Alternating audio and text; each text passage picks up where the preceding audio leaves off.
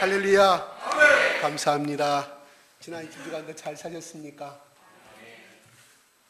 소리가 좋습니다. 아멘 하신 분은 그래도 어떻게 하나님 말씀 잘 듣고 살았는데, 아이고 저 목사님 또 나는 일주일 동안 시달리고 눈물 흘리며 살았는데 잘 사셨냐고 왜 저렇게 말씀하실까? 잘 못 살았어도요, 잘 사셨다고 고백하십시오. 그러면 하나님 그 말 속에, 고백 속에, 그래 네가 일주일 동안 힘든 건 내가 다 안다, 너의 고백을 통해서 내가 네 말한 대로, 네가 고백한 대로 내가 시행하리라고, 그거 하나님의 약속 아닙니까? 그죠? 그래서 우리는 하나님께 기도할 때 약속의 말씀을 대들고 덤비라는 거예요. 그냥 무작정 그냥 하나님 도와주시오 이거 아니라, 성경에 나오는 하나님 말씀을 가지고 하나님 이렇게 말씀하지 않았습니까? 하고 대들면 하나님 꼼짝없이 그 언약을 지키신다는 거예요. 언약은 뭐라고 그랬어요? 하나님이 일방적으로 말씀하시고, 하나님이 일방적으로 맹세하시고, 하나님이 일방적으로 생명을 걸고 하신 거예요. 그러니까 뭐예요? 하나님은 자기가 손해를 보더라도 해야 돼. 왜? 우리가 요구한 것이 아니라 하나님 아버지 일방적으로 그렇게 하신 거기 때문에. 우리가 성장 과정 중에서, 야, 너 이렇게 하면, 우리 부모로부터 이렇게 많이 듣잖아요. 너 이렇게 하면 아버지가 어떻게 해주겠다, 어머니가 어떻게 해주겠다, 너 곧 시집갈 날이 오지, 아들아 너 장가갈 날이 오지, 너 장가가고 너 시집갈 때 아빠가 어떻게 해주겠다. 여러분들이 원했습니까? 원했냐고? 안 했잖아요. 말 한마디 아닌데 부모가 그렇게 일방적으로 말씀하시잖아요. 왜? 사랑하기 때문입니다. 이유가 없어요. 하나님이 왜 그렇게 자기 생명을 걸고 그렇게 언약을 하셨냐는 거예요. 사랑하기 때문에. 아멘? 다른 거 없어요. 이 좋으신 아버지 하나님 우리에게 있으니 얼마나 좋습니까? 하나님 없이 사는 사람, 지난 일주일 동안도 어찌하든 자기 의지와 노력으로 눈물을 흘리며 하지만, 우리는 내가 기댈 언덕과 내 기댈 빽이 있지 않습니까? 하나님 아버지 똑같은 고생을 하더라도, 하나님 내 아버지 이거 보시죠, 나 힘들게 사시는 거 보시죠, 그러나 나는 자들과 같이 사는 방법을 택하지 않냐고, 그래도 내가 손해가 나지만 하나님 아버지 내가 이 말씀을 지키면서 살아가고 있으니 도와주십시오 하는 그런 자녀들에게 어찌하여 육신의 부모도 마음껏 도와주시는데, 하늘 보화를 아끼지 않으시는 그 하나님 우리에게 축복을 주시지 않겠습니까? 아멘. 예, 달라요. 세상 사람들은 똑똑하니까 자기 의지 머리 묶고 하지만, 하나님 뭐예요? 미련하고 약한 자, 연약한 자를 선택하여서 우리를 높이신다고 하였어요. 예수님이 이 땅에 오신 것은 뭐로 오셨어요? 가장 가난한 자의 모습으로 오셨고, 가장 천한 자의 모습으로 오셨는데, 하나님만을 높이고 살아가니까 오늘 말씀에 35절 36절에 나온 것처럼, 베드로가 설교한 것처럼 그렇게 하나님만을 높이고 사니까 하나님께서 사망 가운데 매여 있기에, 사망의 고통 가운데 매여 있지 않냐고, 하나님이 누구를? 예수 그리스도를 살리셔서 누구로? 하나님 앞으로 데리고 올라가셨다. 그리고 그분은 사탄이 발등상이 될 때까지, 누구예요? 그 발등상이라는 뜻은 무슨 뜻이냐면, 옛날에 왕이나 귀족들이 의자에 딱 앉으면 발을 딛는 곳이에요. 뭐예요? 발을 딛는 가장 천한 것이고 가장 무시함을 따뜻하는 것이에요. 뭐예요? 예수 그리스도가 하나님 보좌 우편에 앉아서 사단을 그렇게 받고 계신다는 거예요. 살아계심으로, 부활하심으로 승리하셨다는 것을 의미해주고 있습니다. 만약에 예수 그리스도께서 십자가에서 죽으시고 우리 대속하여서 우리 모든 짐을 짊어지고 십자가에 죽었다고 말씀할 때, 그래 우리는 알아요. 그래 만약에 부활이 없었다고 하면 그 무슨 증거가 됐겠어요? 살아계심이 없었다고 하면 무슨 증거가 됐냐고요? 오늘날 그런 말을 누구든지 할 수 있잖아요. 죽음에서 난 이제 때문에 죽는다고, 대신 죽는다고. 그러나 우리 예수님은 그 말을, 물론 창세전부터 하나님께서 약속하신 예언의 말이었지만, 예수님께 그 증거로 부활하셨어요. 왜? 예수님이 부활했다는 것은, 사탄이 주는 것은 뭡니까?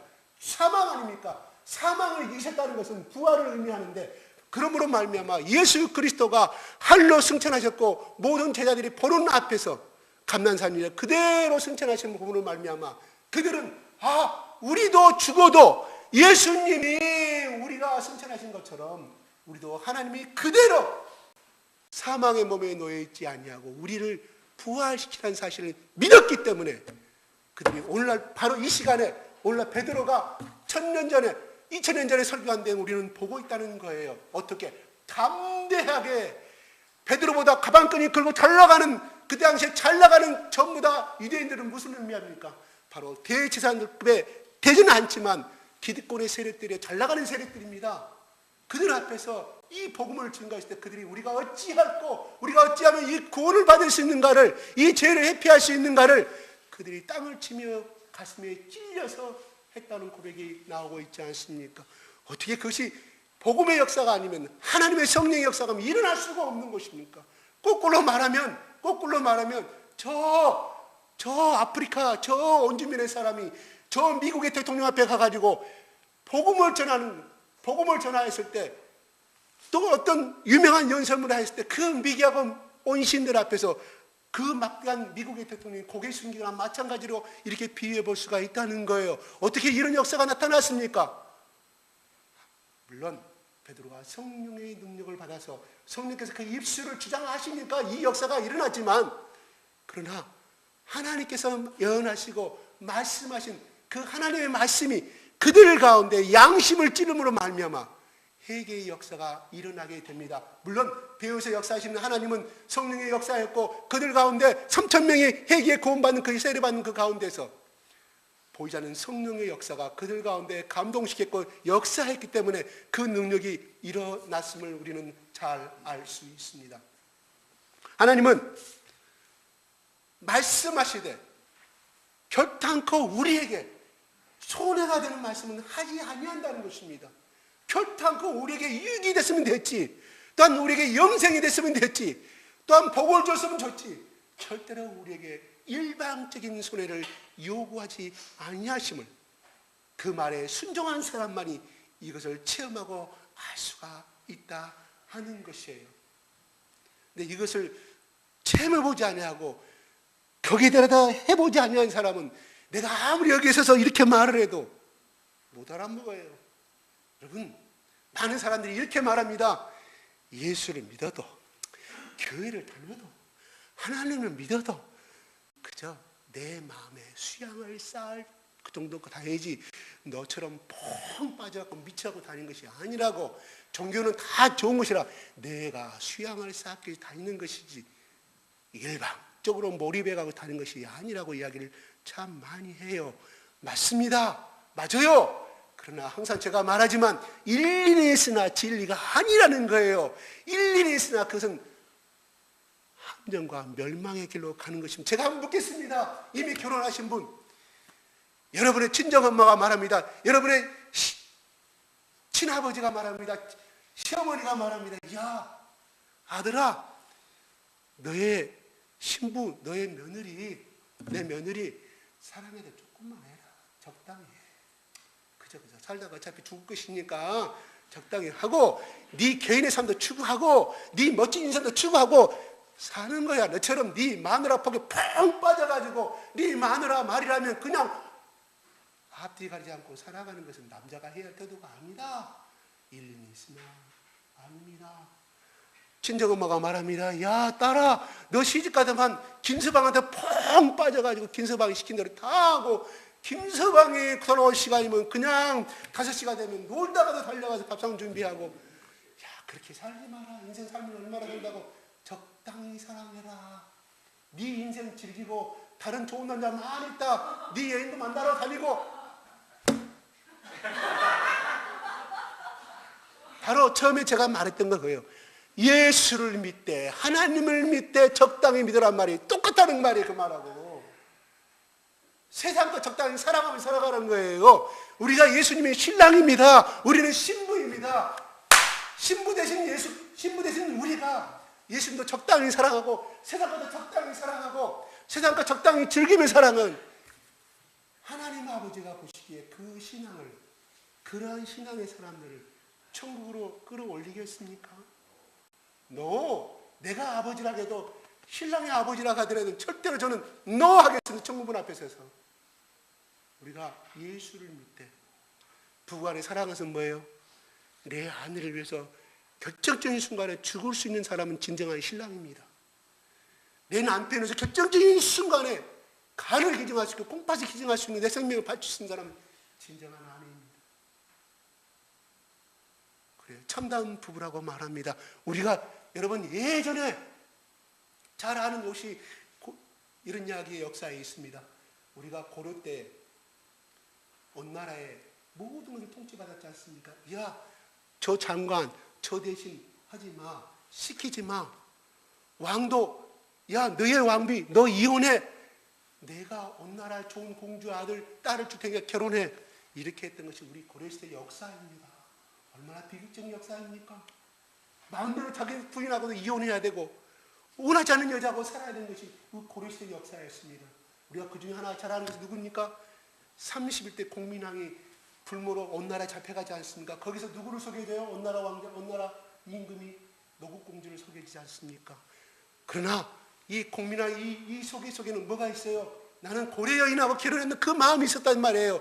결단코 싫어해서 살다 보니까 억지로 결혼해 살다 보니까 마음이 너무 착하고 글씨도 잘 써, 음악도 잘해. 노국공주한테 푹 빠집니다. 노국공주 원 없이 공민왕을 사랑합니다. 충유왕에 죽어서 31대 공민왕으로 입대합니다. 고국으로 돌아오게 됩니다. 둘이는 뜨겁게 사랑했습니다. 정말로 사랑했습니다.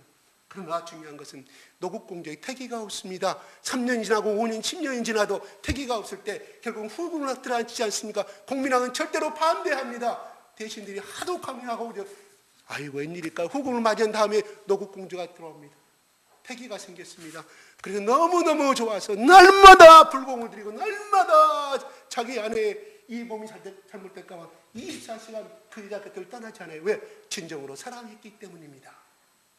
그러나 산딸이 되어서 태기가 와서 나게 되는데 며칠 내가 그냥 죽어버리고 마는 것을 우리가 잘 알고 있을 겁니다. 죽어버려요. 그러니까 이 공민왕의 충격이 너무 커가지고 24시간 날마다 눈물로 지치니까 후궁들이 뭐예요? 대신들이 많은 여자들을 간택을 시켜서 하지만 전혀 노 나는 노국공주만을 사랑한.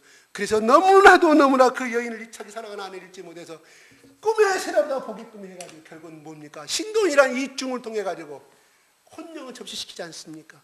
거기서 눈을 보게 돼요. 그래가지고 신동이 공민왕의 왕의 대치를 통과하게 되죠. 그래서 결국은 공민왕은 마지막에 신동이 자주우지 다음으로 말하면 공민왕은 말년에 쓸쓸히 죽어버리고 만다는 사실은 우리의 역사에서 잘 고증하고 있습니다. 그렇습니다. 사랑한다는 것은 아주 좋은 일입니다. 그러나 우리 인간의 사랑은 한계가 있다는 거예요. 한계가 살아있는 동안 기쁨을 누릴 수가 있지만 그러나 죽은 다음에는 그 어느 누구도 우리 속에 들어오는 슬픔과 이별과 좌절뿐이라는 것은 우리는 너무나 잘 알고 있습니다. 오늘 예수께서 만약에 내가 너희를 위해 십자가에 죽겠노라고 해서 많은 사람들이 골고 다니는데 죽었다는 사실은 누구나 다 많은 사람들이 보았습니다. 그러나 그 죽음 가운데 3일 만에 부활하지 않냐고 그들 가운데 보여주지 않냐고 그냥 공자의 무덤처럼 그냥 이슬람 마음의 무덤처럼 그렇게 무덤을 만들고 살았다 끝나버렸다고 하면 오늘날 이 성경은 기록되지 않았을 것이며 오늘날 우리가 믿는 예수 그리스도는 그냥 이름으로서만 존재했을 뿐이지 오늘날 수십억의 사람들이 목숨을 걸고 숭배하면서 하는 그런 예수는 존재하지 않을 거라는 사실입니다. 중요한 것은 예수님은 바로 죽음을 이기셨다는 것은 부활하셨다는 것은 무엇을 의미합니까? 바로 생명의 주관자라는 사실입니다. 왜요? 바로 하나님이 우리 인간을 만드실 때 생명은 아담과 이브를 만든 생명을 주신 분은 하나님이라는 사실. 생명의 주는 누굽니까? 바로 예수님이라는 것입니다. 그래서 생명의 주인은 예수님이시고 하나님이시다 보니까 죽음이 어떠한 사망도 결과적으로 예수님의 발 앞에서 냄새나는 발 앞에서 결단코 멸망해 버릴 수가 없다는 것입니다. 멸망할 수밖에 없다는 것입니다. 바로 우리가 예수 그리스도께서 오늘 이렇게 말합니다. 제가 본문 말씀하기 전에요. 34절 35절 한번 읽으실랍니까? 36절 한번 찾아주실래요? 36절 누가 올라오기 전에 부탁을 했어야 되는데 36절 같이 읽겠습니다. 그냥 시작.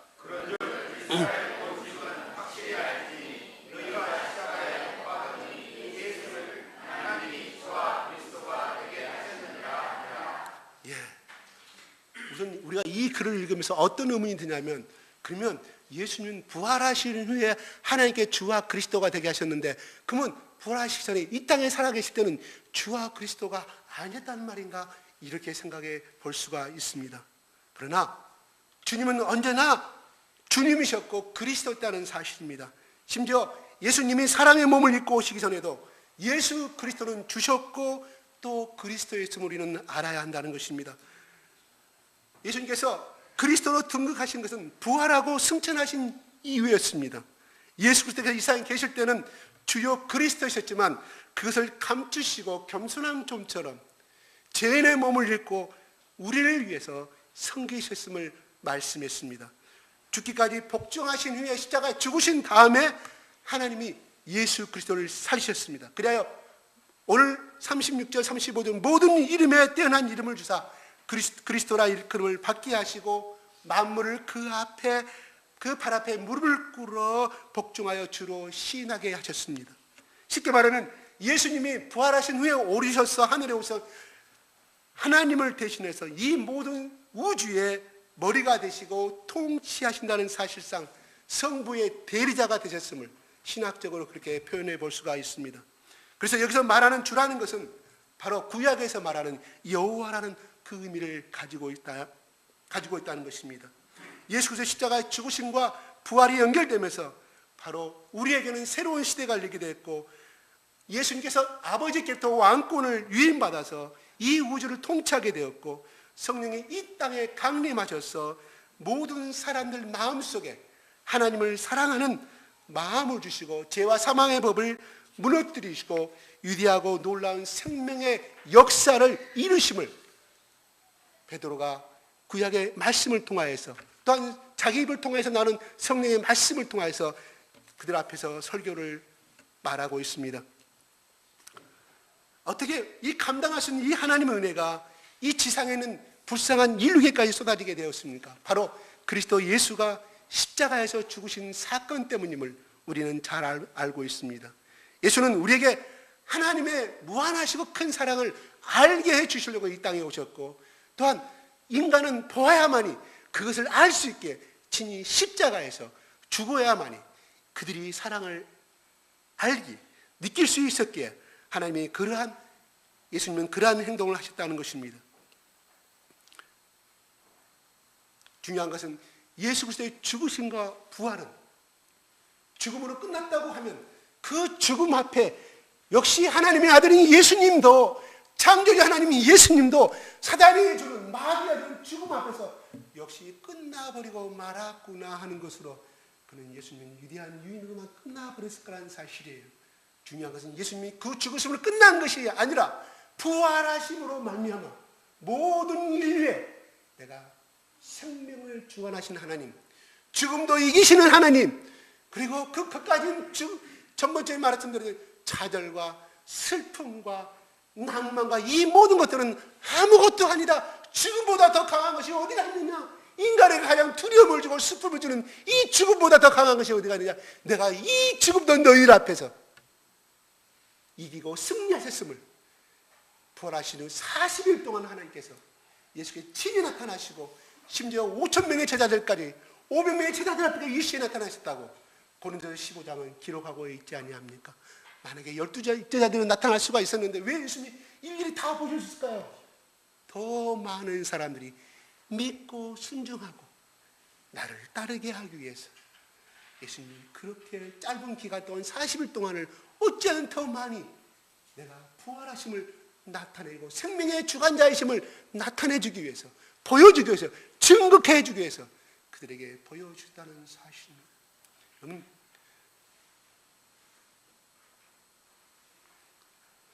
유월절은 우리가 이스라엘 백성들이 출애굽하기 전날에 문설주 양의 피를 사건을 우리는 잘 알고 있습니다. 오늘날 이스라엘 나라에, 또한 이 초대교회 때 시대 때 유월절은 어떻게 지키고 있었냐면, 유월절날 역시 그렇게 지키고 있었지만 유월절날에 첫 수확이 난 보리 수확이 있었습니다. 그 다음에 50일이 지난 오순절 날에 바로 밀 수확이 있었습니다. 그래서 오늘날 이스라엘 나라에 지금도 기프츠의 농장에 가게 되면, 집단 농장 아닙니까? 기프치 농장에 가면 모든 농민들이 트럭을 앞세우고 그 다음에 모든 농기가 모든 기구를 이용해서 음악을 이용해서 축제를 벌입니다. 뭔 축제? 오순절 축제. 이것이 7.7절입니다. 하나님께서 첫 수확, 6월절 첫 수확은 보리를 바치란 말은 아닌데 레위기 23장에는 이렇게 말합니다. 두 번째 수확, 오순절날, 7.7절날 바로 그것이 추수감사절로, 유대인의 추수감사절로 해석해 볼 수가 있죠. 그때는 바치라고 그랬어요. 하나님의 제물을, 예물을 바치라고 말씀했습니다. 그래서 전번에 말씀드린 것처럼 그들의 오순절날, 6월절날 저녁에 애굽에 출애굽하는 그 다음 50일째 되는 날에 바로 호렙산에서 모세가 십계명을 받습니다. 중요한 것은 오늘 그대로 수천 년이 1500년이 흘러서 초대교회 때 BC 1세기에 서기 1세기에 바로 오순절날에 성령이 임합니다. 너무나 우연의 일치라고 말할 수 있을까요? 이거는 하나님의 오랜 경륜 가운데서 하나님의 오랜 구속사적인 삶 가운데 계획하시고 예정된 가운데 이 사역이 이루어진 것입니다. 우리가 하나님이요? 그냥 하나님이고 우주의 하나님이라고. 여러분, 하나님 어떤 하나님이에요? 우리가 아는 그래 천지와 창조를 주시는 하나님이라고 우리는 믿습니다. 그러나 다른 종교에서 다 자기들이 믿는 신이 최고라고 말합니다. 정말 우리가 하나님께서 우주를 만드시고 땅과 모든 지구를 만드시고 별을 만드신 분이십니까? 우리가 믿는 하나님 정말 참된 신이십니까? 참된 신이십니다. 그 당시에 우주가 과학이 발달되고 컴퓨터가 발달되다 보니까 옛날에 모든 사건들, 과연 출애굽했을 때 그 날짜가 몇 월 며칠인지 다 컴퓨터 계산되지 않습니까? 정확하게 그때가 보름날이었답니다. 보름달. 왜? 출애굽하려면 강야의 캄캄한 그 사막을 지나가야 돼. 보이지 않았습니까? 정확하게 달빛 가운데 하나님께 출애굽시켰다는 거예요. 하나님이 영리하신 분이에요. 칠같이 암흑 가운데 그것이 아니라 보름달에 정확히 전 날짜는 모릅니다. 컴퓨터 이렇게 하면 다 나온다, 증거가 된다는 거예요. 제가 전번에 말씀드린 것처럼 과연 예수님의 시기는 어떤 거냐? 바로 BC 7세기예요. BC 7년도에 예수님이 태어났다는 거예요. 몇 월 며칠 날? 5월 28일. 성경에 나오지 않습니다. 그러나 컴퓨터 시뮬레이션 다 모든 날짜, 유대인들이 쓰는 음력의 날짜, 그 다음에 그레고리 날짜, 그 당시에 쓰던 이집트의 날짜를 그렇게 해서 로마 시대 때요, 로마 알렉산더 장군이 이집트를 점령하다 보니까 이미 이집트는 이집트 달력을 쓰고 있더라는 거예요. 그래서 따온 것이 줄리우스력 달력 아닙니까? 유대인, 이집트인들은 그렇게 머리가 좋은, 애굽 사람들 머리가 좋은 사람들, 그만큼 그 당시 최고 문명을 달렸던 사람들이에요. 하나님께서 그 모든 것을 이 세 가지 달력을 다 대비시켜가지고 성경에 나온 대로 뭐 금음달 매도 쫙 대입하다 보니까 다 나온다는 사실이에요. 예수님 태어나기 시기도 사실은 BC 서기 500년대 천주교 어느 추기경 계산을 해가지고 나온 것이 12월 24일 날이에요. 계산이 틀렸단 말이에요. 그때는 원시 시대라, 과학이 발달되지 않은 시대라. 이 모든 것들이 정확하게 사실임을 성경의 근거에, 성경의 날짜까지 근거에 컴퓨터 나온 날짜가 정확하게 맞아가는 거예요. 뭐예요? 성경에 기록된 것이 1.1도 거짓이 아님을 나타내주고 있다는 사실이에요.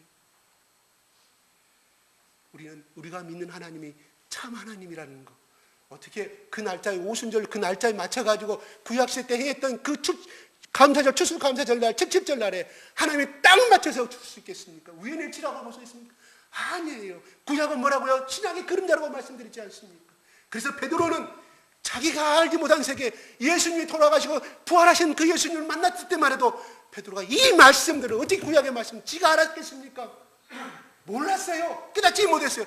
성령이 임하자 성령께서 베드로가 갖고 있는 한기로 들는 예수님 살아있는 데는 한기로 흘렀고 한기로 들었던 그 말씀들이 그 뇌세포에서 살아있음을 말미암아 하나님의 성령이 그 속에 들은 그 얇은 지식을 통하여서 베드로의 입술을 통하여서 성경 말씀, 요엘서 말씀, 시편의 말씀, 다윗의 모든 말씀들이 그리스도 예수를 증거함을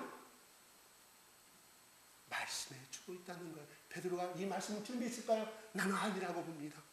그날 성령 받아가지고 아침에 나가서 복음을 외치고 있습니다. 그가 언제 설교 준비했겠습니까?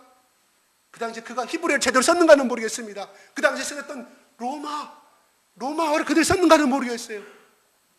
헬라어 쓴 사람들이요, 그 당시 유식인들만 쓸 줄 아는 사람이에요. 그대로가 말합니다. 성령께서 그 속에 함께하지 아니하시면 그는 이렇게 유식한 설교를 할 수가 없다는 사실이에요. 이렇게 구약의 말씀들을 명쾌하게 예수 그리스도이심을, 또한 유대인들이 얼마나 유식한 사람들입니까? 이 3,000명에게 받은 사람들. 스펙이 짧은 베드로 앞에서 무릎을 꿇을 수밖에 없다는 것은 바로 그 말씀이 진리였기 때문에, 진리가 우리를 자유케 하신다고 말씀했고, 진리가 우리를 해방하신다고 말하고, 진리가 우리를 영원한 하나님 나라로 인도하심을 그들은 깨달아 알았다는 것은 누구를 통해서? 베드로를 통해서. 그러므로 베드로는 하나님 앞에 자랑할 것이 없다는 거예요. 누가 했어요?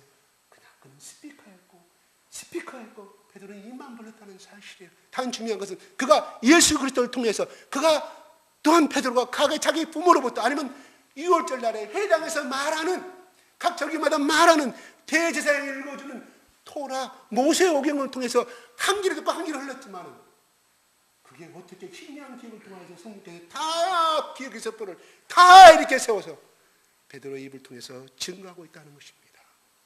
참으로 놀라십니다. 오늘날 지금 이들이 말하는 모든 언어를 누가 들었다고 그랬어요? 15개국에서 온 유대인, 모든 유대인들이 들었다고 합니다. 놀라서 티 초롱하고 술 취했다고 말했지만 그들이 놀랐습니다. 이것은 무엇을 의미하냐면, 창세기 10장에 나오는 바벨탑을 통하여서, 바벨탑을 짓기 전에 그들은 뭐예요? 다 언어가 하나였습니다. 바로 이 사건은 무엇인지, 성령의 방언의 사건은 무엇을 의미합니까? 바로 그들의 교만의 죄로 인하여서, 바벨탑을 짓는 그 죄로 인해서 언어를 다 흩으시고 민족을 다 흩으셨던 것처럼, 바로 오늘 그들이 보는 앞에서 바로 원래 언어는 하나였음을 그들 앞에서 증거를 통해서 보여주고 있다는 것입니다. 여기 3,000명의 사람들은 다 바벨탑 사건을 다 알고 있지 않습니까? 모세오경을, 창세기를 통해서 다 알고 있는 사실이에요. 그래서 그들은 진리 앞에서, 너희들이 죽인 그 예수가 바로 하나님의 아들이었음을 깨달아 알아서 우리가 어찌하고 그들은 고백하고 세례를 받았다는 것입니다. 세례는 제가 뭐라고 말씀했습니까? 바로 나는 그리스도 예수 당이요, 나로 돌쳐 죽이시오 하고 똑같은 것이라고 말씀드리지 않습니까? 세례. 그 당시에 세례를 받는 것은 내가 동일하게 예수 당이라면 예수 계리당임을 내가 선포하는 의식인 것입니다. 그들은 죽음을 두려워하지 아니하고 모든 3,000명의 사람들이 무릎 꿇고 물로 세례를 받았다고 기록하고 있습니다. 120명 사람 플러스 3,000명, 순식간에 3,120명이 20명으로 예수 그리스도의 제자가 불어나기 시작합니다. 맞은가요? 우리는 예수 그리스도의, 그들은 찔리고 마음이 아팠습니다. 양심의 가책을 받았습니다. 우리가 예수 그리스도를 믿게 되면 왜 믿습니까? 바로 예수 그리스도의 십자가 앞에서 내가 하나님 앞에 죄인이었고, 내가 예수님을 죽인 사람이고, 예수님이 나의 죄를 십자가에 죽으셨음을 믿었기에 우리는 예수님을 나의 구세주로 고백하고 우리는 살아가고 있고, 이 자리에 예배에 참석하고 있습니다. 그래서 항상 가끔 제가 웃는 말로 하는 말이지만, 당신이 나하고 결혼한다면 순교할 자격이 있어. 예수 그리스도의 증인이 되고서 했을 때 그 하겠다는 고백 통해서 당신은 나와 결혼할 자격이 있어. 나 결혼하겠습니다. 이런 것은 뭐예요? 바로 그 사람들은 예수 그리스도가 나의 주님을 심을, 나의 그리스도의 심을 확실히 믿는 사람이기 때문에 나의 배필을 선택하는 조건도 그렇게 하십시오. 그렇게 하시면 하나님께서 복 주실 것입니다. 인간의 조건 따지지 마십시오. 인간의 조건은 언제든 다 없어질 문제입니다. 우리가 이 세상에 사는 것은, 이 세상에 잘 살고 행복하게 사는 것은 맞습니다. 매일매일 와서 일하는 것은 즐겁고 잘 살기 위해서 일하는 맞습니다. 그러나 그 기쁨과 즐거움은 반드시 필요한 것이지만 영원하지 못함을 또 우리는 알아야 합니다. 우리가 십자가 앞에서 죽어야 할 것은 무엇을, 깨달을 것은 무엇을 의미합니까? 내가 어찌할꼬 예수 그리스도의 말씀을 읽을 때, 성경의 말씀을 읽을 때 내가 어찌할꼬, 예배에 참석하여서 말씀을 들을 때 내가 어찌할꼬, 하나님 나 깨달아 알게 해주십시오. 내가 아직도 예수의 인격을 담지 못한 것이 있으면 하나님이 가르쳐 주시옵소서. 주님께, 내 속에 계시는 성령께 간절히 간구하는 사람만이 진정한 신령한 사람이요 예수 그리스도의 증인임을 저는 알게 됩니다. 또한 그렇게 고백하는 사람만이야 예수의 증인임을 스스로 증명하고 있음을 우리는 알아야 할 것입니다.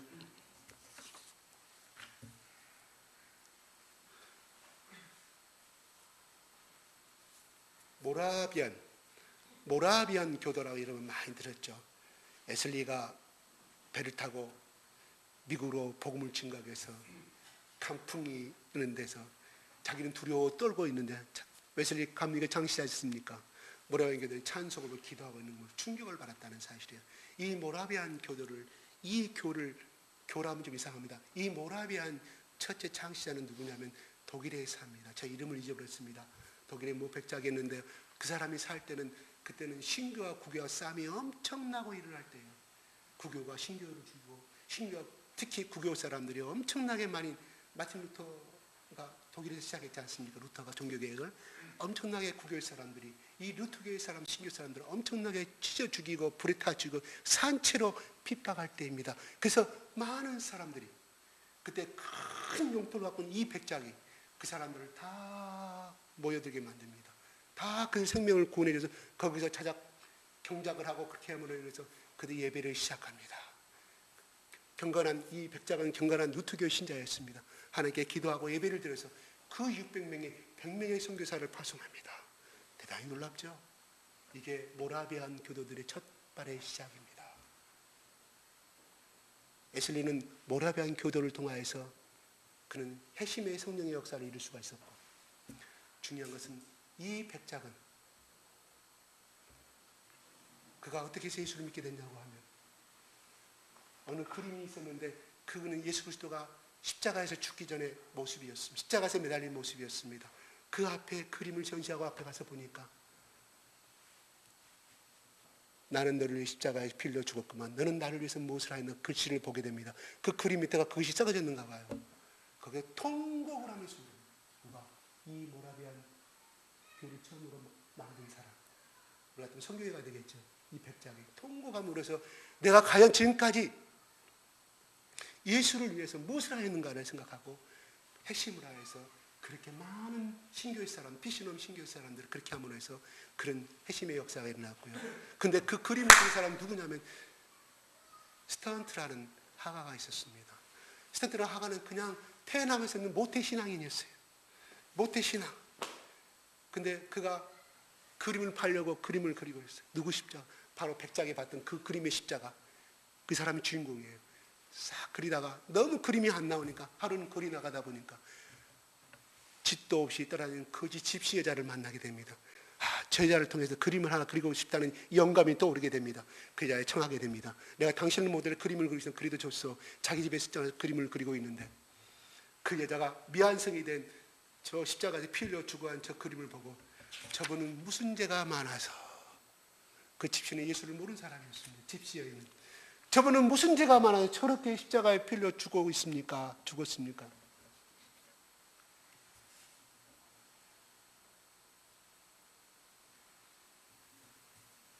설명을 해줍니다. 그분은 나의 죄를 위해서 십자가에 돌아가신 예수 그리스도이십니다. 그 여인이 말합니다. 그러면 당신은 저 예수를 진정으로 믿는 신자입니까? 그 말에 찔림을 받아요.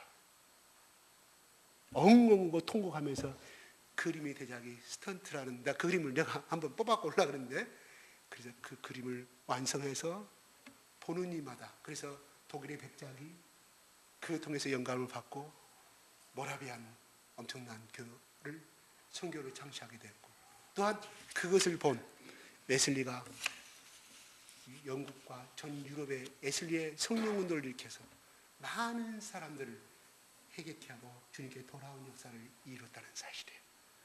한 명의 순종이, 한 명의 사람이 수없이 내 이웃과 두 많은 사람들을 회개시킬 수 있음을, 베드로의 한 사람이 3,000명의 사람, 4,000명의 사람을 회개시키고 초대교회의 큰 기둥의 역사를 이루신 것을 우리는 너무나 잘 알고 있습니다. 중요한 것은 오늘날 교인들, 교회 다 여기도 좋습니다. 괜찮아요. 우리는 우리의 가야 할 때만 가면 됩니다. 다른 거 필요 없어요. 누가 하여튼 간에 가는 곳마다 전도하고 가는 곳마다 바로 예수 믿는 사람 밝히면, 아이고 요새 예수 믿는 사람들 뭐가 찍어 어느 게 뭐가, 그게 다 받지 마십시오. 중요한 건 내가 하나님 앞에 얼마나 똑바로 세우는가 중요합니다. 2,000~3,000명의 사람들은 다른 사람 보지 않아서 그 죽음 앞에서 그 양심을 찌르니까 무릎 꿇고 세례받았다는 것은 무엇을 의미하는, 순교를 의미하는 거 아닙니까? 그 당시에 그들은 그랬습니다. 그만큼 그들 속에 예수 그리스도가 하나님의 아들이고 그분 통해서만이 우리의 모든 죄를 용서하며 그를 통해서만이 우리의 모든 생명이 주관되었음을 그들은 믿고 영접했음을, 그래서 그들은 죽음 앞에서 무릎 꿇고 세례를 받았음을 우리는 상상해 볼 수가 있다 하는 것입니다. 부활은 슬픔도 이깁니다. 이별도 이깁니다. 좌절도 이깁니다. 우리가 부활하신 예수 그리스도가 있기에 우리도 이 세상 살면서 때로는 우리를 엄습하고 우리를 그를 무기로 삼아서 사단은 끊임없이 우리를 공격하고 뒤돌아오게 만들지만 우리는 예수 그리스도가, 나의 속에 계신 그 예수 그리스도가 승리하였기 때문에 우리는 승리할 수 있는 권세와 능력을 받았습니다. 마음껏 예치십시오. 그래서 말합니다. 슬픔아 내게 오라, 자들아 내게 오라, 절망아 내게 오라. 예수 그리스도 이름으로 명하노니 나에게 떠나갈지어다. 우리는 승리할 수가 있습니다. 누구든지 자기 십자가를 지고 자기 쫓아오라고 말씀합니다. 예수님이 자기 십자가를 지고 그 길을 갔습니다. 누구요? 하나님의 전폭적인 은혜로 그 길을 갔습니다. 우리는 성령께서 주시는, 예수님께서 나는 죽음 앞에 도망갈 수밖에 없고 협박 앞에서 예수를 믿을 이걸 선택할 우리는 도망갈 수밖에 없지만, 그러나 내 속에 계시는 예수 그리스도가 나의 증인됨으로 말미암아 우리는 내 십자가를 즐거움으로, 오늘 보면은 46절의 본문 아닙니다. 40절 기쁨과 순전한 마음으로 음식을 먹었다고 그랬습니다. 기쁨, 순전한 마음을, 자원하는 마음으로. 왜? 성령께서 그들 속에 들어가니까 하나님의 자녀가 됐음을 기뻐하고 천국의 자녀가 됐음을 기뻐하고 우리는 영원히 죽을 수 없고 우리는 영원한 생명을 할 수 있는 그것만을 생각하면 너무나 좋다 보니까 그들이 가지고 왔던 음식을 나눠 먹고 교회 와서 교제를 나눴다는 거예요. 교제를 나눴다는 것은 무엇을 의미합니까? 그냥 잡다한 사항, 이런 얘기 키우고 그런 어떤 경제적인 문제 얘기를 나눴던 것이 아니라 예수 그리스도를 내가 믿으니까 어떻게 내 마음이 변화되었으며 우리 아버지가 내 삶을 어떻게 이끌어 가시는가를 하나님의 은혜를 나누는 것이 교제라는 사실이에요. 하나님의 은혜가 없는 교제는 침묵계입니다. 하나님이 없는, 예수 그리스도의 은혜가, 사랑이 없는 교제는 동창회입니다. 여러분 침묵계 동창회 제대로 잘 된 거 봤습니까? 얼마나 뒤에서 싸고 결국 개판 나는 거 많이. 처음에는 좋죠. 처음 만나니까 우리가 만나고 야 국민학교 동창 너 40년 만났구나, 너 나 좋아했지, 서로 끌려안고 난리 납니다. 그럼 나중에 뭐예요? 돌아가고 뒤에 험담입니다. 깨지고 등등 깨진 거 봤습니까? 하나님이 없는 교제는 절대로 의미가 없다는 거예요. 예수 그리스도 안에 교회 안에서 교제 나누는 거, 애기 키우는 거 이야기 나누면 좋습니다. 그러나 예수 그리스도가 중심이 되지 않은 주제라는 것은 잘못하면 인간의 모임으로, 인간의 생각으로, 자랑으로, 흘러감으로 말미암아 앞에서는 서로 웃고 하지만 돌아서는 씁쓸한 마음의 상처를 안고 돌아서 버린 경우가 얼마나 많이 있습니까? 그것 때문에 교회를 떠난 사람도 많이 있어요. 우리 교회는 하나도 없습니다. 왜? 예수님을 주제로 하고 살았기 때문에. 만나더라도 예수님을 사랑하는 마음으로, 고백하는 마음으로 만나십시오. 예수님을 자랑하게 만나십시오. 우리가 무엇을 받는지 하나님의 영광을 위해서 말하라고 그랬죠. 일하라고 그랬죠. 하라고 그랬죠. 하나님의 영광이 뭡니까? 하나님의 영광이 뭐예요? 말해보시죠. 하나님의 영광을 하라. 하나님의 존재를 드러내라 이 말이에요. 하나님의 이름을 드러내라 이 말이에요. 나의 나된 것은 바울이, 나 같은 개수가 나의 나된 것은 천적인 예수 그리스도 은혜라고 하나님을 높이지 않습니까? 하나님의 이름을 높이고 하나님께서 나에게 하셨기 때문에, 하나님께 계셨기 때문에 나를 이렇게 이끌어 가셨고, 하나님께서 나를 도와주셨기 때문에 내가 이 과거 예수 그리스도 믿기 전에 알코올 중독자요, 내가 마누라 술만 먹으면 두개 패는 사람이었지만 내가 하나님의 은혜로 하나님께 나를 이끌어 주시니까 나를 이 냄새나고 추억한 나를 하나님의 아들 예수 그리스도의 십자가의 죽으심으로 말미암아 내가 부활하심을, 그 피를 믿으니까 하나님 나를 이렇게 변화시켰으면 그게 하나님 영광을 드러내는 거예요. 하나님 이름을 높이는 거, 하나님 이름을 드러내는 거, 이게 하나님의 영광을 위해서 하는 거예요. 교제도 하나님의 영광을 위해서 드러내십시오. 하나님의 영광을 교제를 나누십시오. 오늘 예배를 참석하는 것도 하나님의 영광을 위해서 하는 것입니다. 왜요? 내가 은혜 받고 기쁨을 임하니 하나님 감사합니다 하는. 여러분 부모님한테 날마다 전화해 보십시오. 엄마 나 아기 낳기 전에는 엄마 은혜를 몰랐는데 엄마 어떻게 나를 키웠어? 엄마 고마워. 그 다음 말도 엄마 얼마나 나를 이렇게 키워서 내가 그때 꼬라지가 심했는데 엄마가 나를 엄마 고마워. 아버지 내가 고등학교 때 내가 말썽 피우고 내가 친구들하고 올려다니고 밤늦게 아버지 반항했던 거 생각하면 너무 마음이 아파요. 아버지 고마워요. 그 다음 날 고마워요. 아버지 마음 어떻게 했어요? 아버지 사랑합니다 말보다는 아버지가 감동 먹으니까 어떻게 돼? 내가 이 세상에 태어난 보람을 느끼는 거예요. 내 아들 잘 가르쳤구나. 내 딸 잘 가르쳤구나. 아버지 이름이 드러나는 거 아닙니까? 우리 하나님도 우리 육신의 아버지도 육신의 어머니도 감동받는데 하나님 고마워요. 내가 예수 믿기 전 어떤 사람이었습니까? 또 내가 일주일 전만도 내가 얼마나 원망하고 내가 하나님 앞에 얼마나 또 이렇게 눈물 짜고 있습니까? 이런 나를 또 품어줘 사랑해 주신 나를 냄새나는 나 사랑해 주신 감사해요. 하나님 영광을 드리는 건가? 말씀 마치겠습니다.